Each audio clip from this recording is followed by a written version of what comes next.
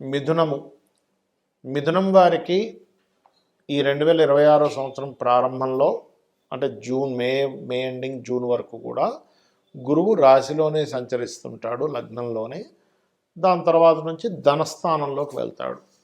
దీనివలన ఈ సంవత్సరం గురువు ఇచ్చే ఫలితాలు కంప్లీట్ పాజిటివ్గా, నెగటివ్ పాజిటివ్ రెండు కల్పిస్తుంది. కాబట్టి మీరు ఇక్కడ తెలుసుకోవాల్సింది ఏమిటంటే, ప్రధానంగా ఈ గురువు ఇలా ఉన్నందుకు మీరు ఏ విషయాల్లో జాగ్రత్తగా ఉండాలి, ఏ దేవతారాధన చేసుకోవాలనేటువంటి విషయాలు చెప్తుంది నేనైనప్పటికీ చెప్పిస్తుంది సాక్షాత్ లలిత అమ్మవారిగా భావిస్తూ. ప్రధానంగా గురువు రాశిలో ఎప్పుడైతే ఉన్నాడో మిథునం వారికి, ఇక్కడ కొంచెం పాజిటివ్ ఏమిటంటే, విదేశాలకు వెళ్ళి ఉద్యోగం చేద్దామని ప్రయత్నం చేసేటువంటి వారికి ఇది ఒక గొప్ప పాజిటివ్. అదేవిధంగా జాబులు రావడము, వర్క్ స్ట్రెస్ పెరగడము, ఇవన్నీ కూడా ఇస్తాడు. కాకపోతే ఉన్న జాబ్లో ఉన్న స్ట్రెస్ కంటే కాస్త ఎక్కువ స్ట్రెస్ ఉండడము, కొంచెం తల తిరగడము, ఎందుకంటే గురువు లగ్నంలో ఉన్నాడుగా, తల తిరగడము, మెంటల్గా కొంచెం స్ట్రెస్ అవ్వడం అనేది ఎక్కువ ఇస్తూ ఉంటాడు. తల ఇప్పుడు తిప్పుతూ ఉంటుంది ఎక్కువగా మిథునం వారికి ఇప్పుడు చూసుకుంటే కనుక. అలాగే ఇదే గురువు ధనస్థానంలోకి వెళ్తాడు, ఎగ్జాల్టెడ్ హౌస్. చాలా మంచిదండి, నిజమే. కాకపోతే మరి ఈ లగ్నానికి పాపి కదా, అదిగా ఆయన స్వరూపం కూడా కొంత మారింది కదా, ఈ లగ్నానికి మారడమే మంచిది. కాబట్టి ఇక్కడ ఖచ్చితంగా ధనయోగాన్ని, ధనాభివృద్ధిని, కుటుంబాభివృద్ధిని, ఫైనాన్షియల్ గ్రోత్ని ఖచ్చితంగా ఇస్తాడు, ఇంక అందులో డౌట్ లేదు. అయితే ఇక్కడ మరి ఈ ఎంతైనా సరే శని రాహువుల యొక్క ఎనర్జీస్తో రెండు ఫలితాలు ఇస్తున్నాడని మనం చెప్పుకున్నాం కదా. మరి ఈ ఫలితాలు ఇచ్చేటప్పుడు దీని యొక్క ఫలితాల యొక్క ఇది మనం ఎలా చూసుకోవాలి, దీన్ని ఎటువంటి జాగ్రత్తలు తీసుకోవాలి అని చెప్పి చూసుకున్నట్లయితే, పర్టికులర్గా ఇక్కడ ఈ విషయంలో ఎవరికైనా మీరు మనీ ఇచ్చేటప్పుడు, అందులో ముఖ్యంగా తల్లి తరపు బంధువర్గం వారికి లేదా స్త్రీమూర్తికి, స్త్రీలకు ఎవరికైనా మీరు ధనాన్ని ఇచ్చేటప్పుడు, ధన విషయంలో లేనట్లయితే మీరు ఎక్కడైతే జాబ్ చేస్తారో అక్కడ ధనాన్ని ఇచ్చే విషయాల్లో కొంత జాగ్రత్తగా ఉండాలి. మరి ఈ నెగిటివ్ ఎనర్జీస్ ఎక్కువగా మీకు కలగకుండా ఉండాలి అంటే మీరు చేయవలసింది ఏమిటి అంటే, మీరు శని రాహు గ్రహాల దగ్గర దీపారాధన చేయడము, లలిత అమ్మవారి యొక్క ఆరాధన, లలితా సహస్రనామాలు చదవడం చేయండి, అన్ని విధాలు బాగుంటుంది. అయితే ఎవరి జన్మజాతక చక్రంలో అయినా కానీ గురువు స్థితి బాగుంటే ఎటువంటి ఫలితాలు వస్తాయి, గురుస్థితి బాగోకపోతే ఎటువంటి ఫలితాలు వస్తాయి, ఏ జాగ్రత్తలు తీసుకోవాలి. గురుగ్రహాన్ని మనకి జ్యోతిష్ శాస్త్రంలో కానీ, నాడీ జ్యోతిష్ శాస్త్రంలో కానీ, నాడీ శాస్త్రాల్లో కానీ జీవుడుగాను చెప్పారు. అదేవిధంగా దేవతా అనుగ్రహము, గురువు అనుగ్రహం కూడా చెప్పారు. కొంతమంది జీవితాల్లో చూడండి, వాళ్ళకి మంచి గురువులు దొరుకుతారు, చాలా మంచి మంత్రోపదేశం జరుగుతుంది, వారికి మంచి మార్గాన్ని చూపిస్తారు. వాళ్ళని వీరు కలిసినప్పటి నుంచి వాళ్ళ లైఫ్ కూడా చాలా చక్కగా మారుతుంది కూడా. మరి కొంతమందిని కలిసినప్పటి నుంచి ఏమైపోతుంది అంటే, వారికి అన్నీ కోల్పోవడం, అంటే వారు కొంత మభ్యపెట్టి వాళ్ళ గురించి ఖర్చు పెట్టి చేసుకొని, లేదా వాళ్ళ గురించి ఒక రకరకాలుగా చేసేసుకొని అన్నీ వాళ్ళ ఆస్తులు కూడా రాయించేసుకున్న గురువులు నేను చూశాను. అలా జరుగుతుంది. ఎందుకు కారణం ఏమిటంటే, మన యొక్క జన్మజాతకంలో జూపిటర్ స్థితి బాగోకపోతే ఇక్కడ రెండు విషయాలు, మంచి గురువు దొరకకపోవడము జరుగుతుంది, మంచి గురువు దొరికినా మనం తిరస్కరించడం జరుగుతుంది. జూపిటర్ కనుక బాగోకపోతే ఇది బాగా అర్థం చేసుకోండి. మంచి గురువు దొరికాడు, కానీ మీకు ఆయనలో 100 మంచి గుణాలు ఉన్న ఒక్క నెగిటివ్ పాయింట్ పట్టుకుని, అమ్మో ఈయన దగ్గర ఈ నెగిటివ్ ఉందని బయటకు వచ్చేస్తాం తెలియకుండా. అది ఎందుకంటే మీకు అది ఆ సమయంలో ఆ గ్రహము, ఆ యొక్క దేవత, మీ యొక్క సమయము ఆ రకంగా మీకు కనబడేలా చేస్తుంది. అర్థం చేసుకోండి. ఎందుకంటే ఇప్పుడు సొసైటీలో కూడా చూడండి, రకరకాల మంది ఫ్రెండ్స్ ఉంటారు. ఇద్దరు ఫ్రెండ్స్కి ఏదో మనస్పర్ధలు వచ్చి విడిపోతారు. ఇదే వ్యక్తి ఇంకో వ్యక్తితో కొన్ని సంవత్సరాల పాటు బాగా ఫ్రెండ్లీగా చాలా బాగా ఇద్దరు కలిసి ఉంటారు. ఏమైంది మరి, ఇదే వ్యక్తి ఇంకోరితో ఎందుకు కలిసి ఉండలేకపోతున్నారంటే, వీళ్ళిద్దరికీ నెగిటివ్ పాయింట్స్ కనబడ్డాయి, వాళ్ళిద్దరికీ పాజిటివ్ పాయింట్స్ కనబడ్డాయి.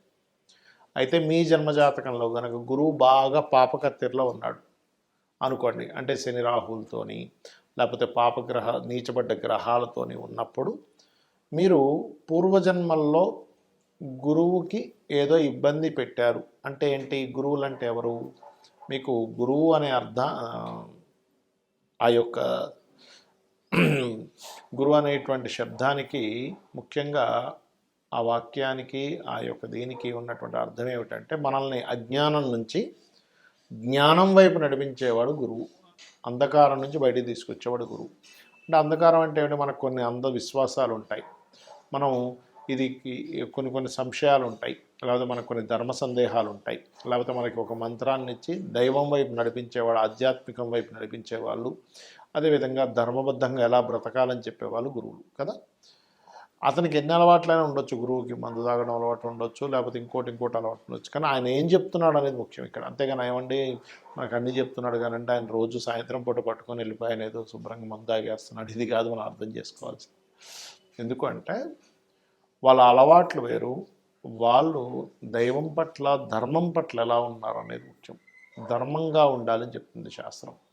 అయితే ఇక్కడ ఎవరికైనా మీ జన్మజాతకంలో జూపిటర్ గ్రహం గనక పాడైనట్లయితే దైవానుగ్రహం కూడా లోపిస్తుంది. గురువు అనుగ్రహం లేకపోతే దైవానుగ్రహం కూడా ఉండదు అని చెప్తూ ఉంటారు శాస్త్రంలో. అప్పుడు దైవానుగ్రహం పెంచుకోవడం కోసం మీ జన్మజాతకంలో 9వ అధిపతి మరియు గురువు వీరిద్దరూ ఎక్కడున్నారు, ఎలా ఉన్నారు అనేటువంటి చూడాలి, గుర్తుపెట్టుకోండి. 9వ అధిపతి గురువు. ఇక రెండవ విషయం ఏమిటి అంటే ఇక్కడ ఈ యొక్క జూపిటరు కొన్నిసార్లు మీ యొక్క లగ్నాలకి శుభుడు అవ్వడు, ఒక్కోసారి పాప అవుతాడు. అంటే అలాగా ఏ లగ్నాలకి? మకర లగ్నానికి, కుంభ లగ్నానికి, అదేవిధంగా మిథునానికి, మరియు కన్యకి, వృషభానికి, తులకి, ఈ లగ్నాలకి గురువు శుభుడు అవ్వడు, పాప అవుతాడు. కానీ మిగతా 6 లగ్నాలు ఉంటాయి. ఏమిటవి? గురుగ్రహమైనటువంటి గురు లగ్నాలకి అంటే ఏమిటవి? మేషము, కర్కాటకము, సింహము, అదేవిధంగా వృశ్చికము, ధనుర్మీన లగ్నాలు. ఈ లగ్నాలకు గురువు శుభుడై మంచి పొజిషన్లో ఉంటే ఏమవుతుంటుందంటే వీళ్ళకి గురువు మంచి పొజిషన్లో ఉన్నందుకు మీకు కలిగేటువంటి ఫలితాలు చాలా అద్భుతంగా ఉంటుంది. అంటే మంచి మంత్రం తొందరగా సిద్ధించడము, మంచి గురువులు మీకు పరిచయం అవ్వడం, గురువు ద్వారా మీకు కలిసి రావడం, తక్కువ ఖర్చు పెట్టి. ఇప్పుడు అందరికీ అదే గురువు, అందరికీ మీరు అందరూ ఈ పూజ చేసుకోవాలి, హోమం చేయాలంటే ఇన్ని వేలు ఖర్చు పెట్టండి అంటే ఆయన దగ్గరికి వెళ్ళేసరికి నీకు ఎందుకు డబ్బులు రా, వచ్చేసే నీకు ఫ్రీగా చేస్తా అంటాడు. అంటే ఏమిటి? గురువు గనక మీ జన్మజాతకంలో బాగుండి మీ లగ్నానికి శుభుడైతేనేమో వాళ్ళ నుంచి అన్నీ ఫ్రీగా మీకు లభిస్తూ ఉంటాయి, చాలా ఉచితంగా లభిస్తూ ఉంటాయి, గుర్తుపెట్టుకోండి. అలా కాకుండా మీ లగ్నానికి పాపై మరలా ఇంకా ఆయన పాప సంబంధం కలిగి ఉంటే అప్పుడు సరిగా ఉండదు. ఇది మనం అర్థం చేసుకోగలగాలి.